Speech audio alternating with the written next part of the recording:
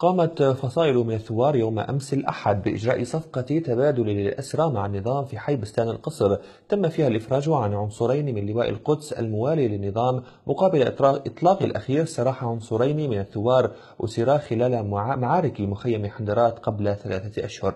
المزيد في سياق تقرير مراسلنا من حلب.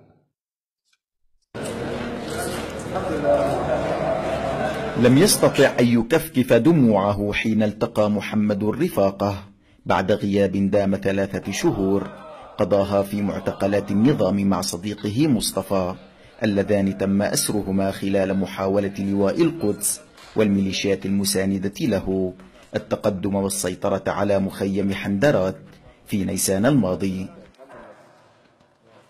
فصائل الثوار قامت بإجراء صفقة للتبادل جرت ظهر أمس بالتعاون مع الهلال الأحمر السوري في حي بستان القصر، وقامت بتسليم عنصرين من قوات النظام تم أسرهما في حندرات.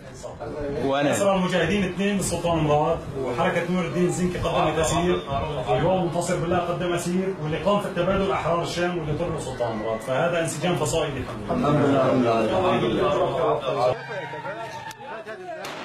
فراق تكلل باللقاء ومشهد لا يمكن له أن يصف فرحة أم بلقاء ابنها. قلبي انت يا حبيبي خلاص اسماعيل خلاص يلا يا حجي يا قلبي انت لا بغيت تبكي لا بغيت تبكي الحمد لله يلا سمعوا. هذا الشعور غلب مسيرة الألم والتعب التي عاشها مصطفى في سجون النظام، معانيا أقسى أنواع العذاب في زنزانته المنفردة.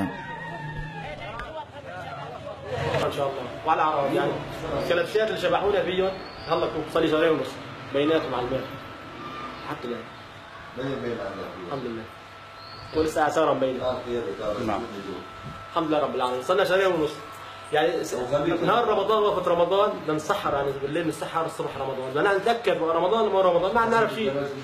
قام سالت واحد قلت له بكره صيام وني قال له للملازم للمساعد قال له سيدي هذول داعش المسلحين عم يحكوا معي.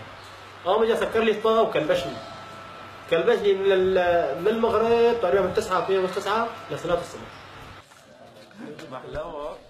هذه الصفقة من تبادل الأسرى ليست الأولى من نوعها فحسب، حيث يسعى الثوار لإنقاذ الأسرى والمعتقلين المغيبين في أقبية النظام والذين بات معظمهم مجهولو المصير. باسل أبو حمزة، حلب اليوم.